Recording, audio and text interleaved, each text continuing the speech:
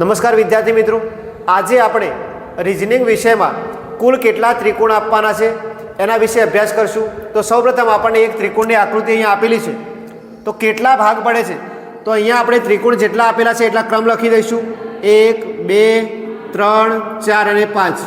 અહીંયા બે ભાગ પડ્યા તો 1 અને 2, અહીંયા બે ભાગ પડ્યા તો 1 અને 2। આપણે હવે જોઈશું કે અહીંયા સરવાળો કરીશું 1 + 2 + 3 + 4 + 5 બરાબર 1 ને 2 3, 3 ને 3 6, 6 ને 4 10, 10 ને 5 15। તો અહીંયા 15 થયા।